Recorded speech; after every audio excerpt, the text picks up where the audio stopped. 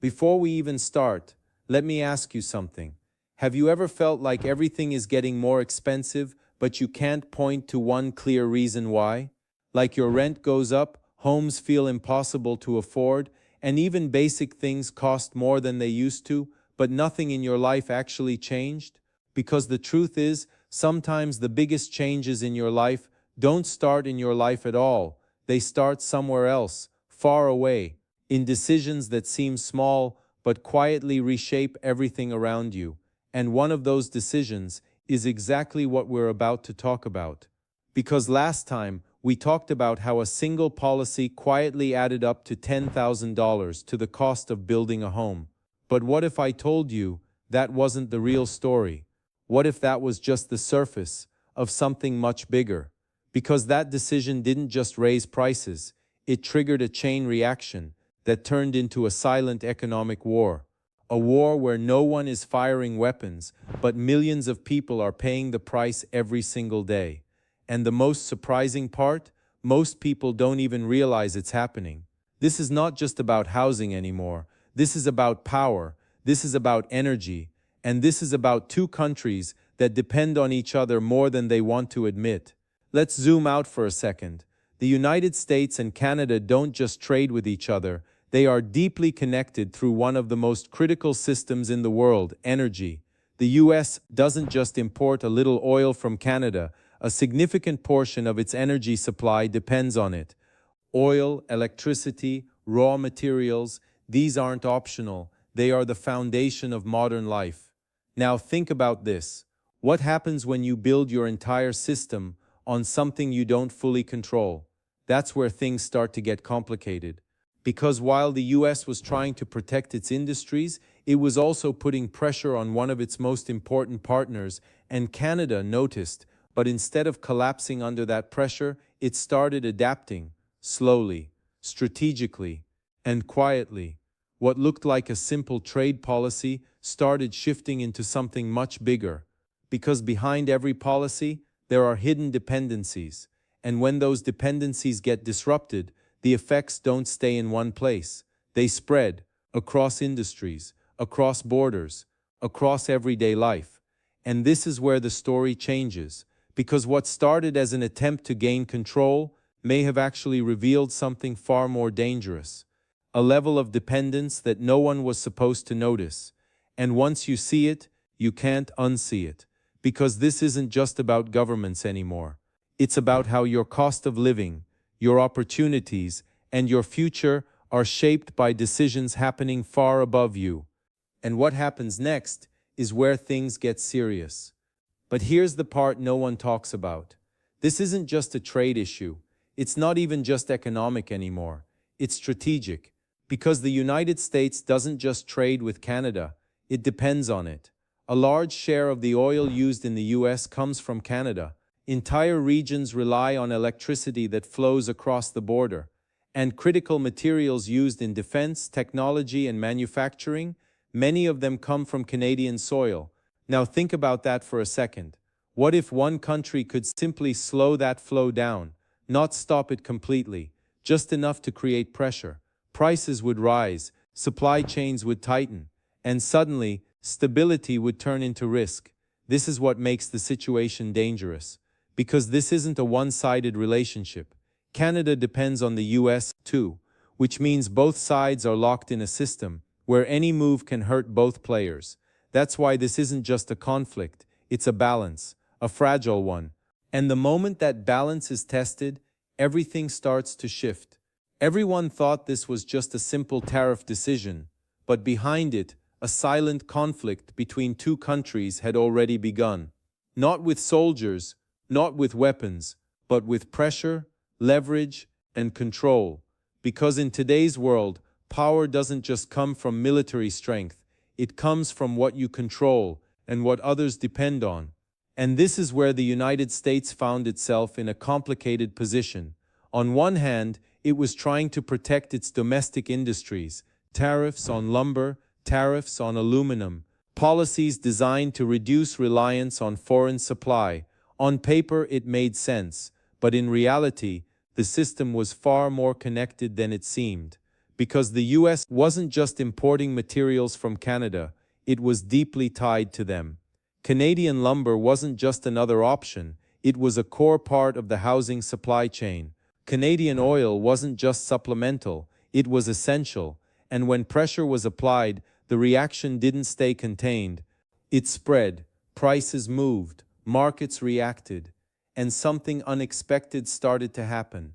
Canada didn't respond with weakness, it responded with strategy. Instead of depending even more on the US, it started looking elsewhere.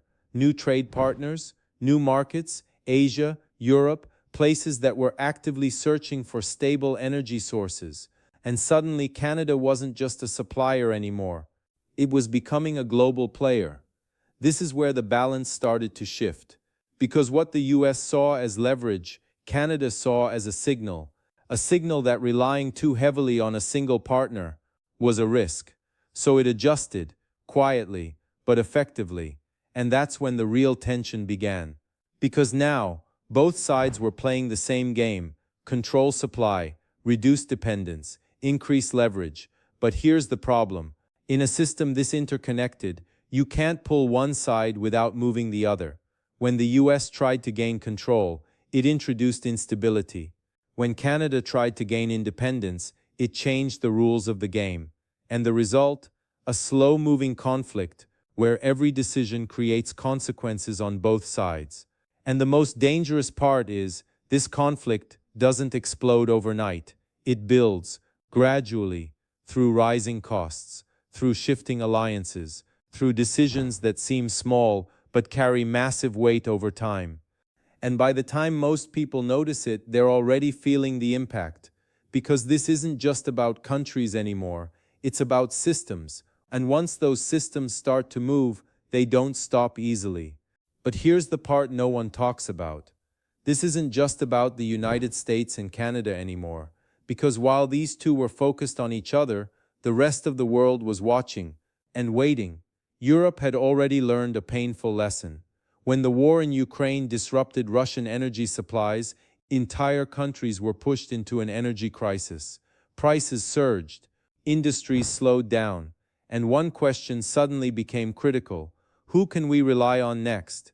That's when Canada entered the global stage, not just as a neighbor to the US, but as a stable, resource-rich alternative, a country with massive reserves of oil and natural gas, political stability, and access to global markets, and more importantly, a country not directly exposed to the same geopolitical risks. At the same time, Asia was facing its own challenge. Energy demand was growing rapidly. Countries like China, Japan, and South Korea needed long-term, reliable supply, not just cheap energy, but secure energy, and Canada offered exactly that. So while tensions with the US were rising, Canada started expanding outward. New deals, new partnerships, new infrastructure, pipelines reaching coastlines, export routes opening beyond North America, and then came the turning point. Massive energy agreements, long-term contracts worth billions, commitments to supply oil and liquefied natural gas across continents. This wasn't just trade anymore, this was positioning, because in today's world, the countries that control energy influence everything: prices, production, politics, even alliances. And as Canada strengthened its role globally, something else started to happen. The balance of power began to shift, slowly, but noticeably, because for decades certain countries dominated energy supply: Russia, the Middle East, the United States. But now, a new player was rising. And it wasn't just competing, it was becoming essential. And here's where it gets even more interesting. The more Canada expanded globally, the less dependent it became on the United States, which meant something very important. Leverage was changing sides, because when you have options, you have power. And when your partner knows you have options, the entire relationship changes. This is no longer just a trade relationship. It's a strategic game, a global one, where every contract signed, every shipment redirected, and every new partner added reshapes the system. And the reality is, this shift doesn't just affect governments, it affects markets, it affects industries, and eventually, it reaches everyday people. But what most don't realize is this: while all of this is happening at a global level, the real cost is still being paid at a personal level. And that's where this story becomes even more real. So what does all of this actually mean for you? Because at the end of the day, this isn't just about governments, policies, or global power shifts. It's about your life, your expenses, your future. Let's break it down. In the United States, when material costs go up, housing becomes more expensive. That doesn't just affect new buyers, it pushes rent higher. It slows down construction, and it makes it harder for people to afford a home. Then there's manufacturing.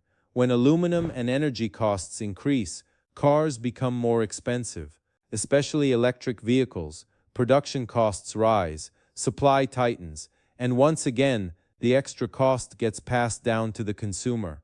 Add inflation on top of that, and suddenly everyday life becomes more expensive, not because of one decision, but because of a chain reaction.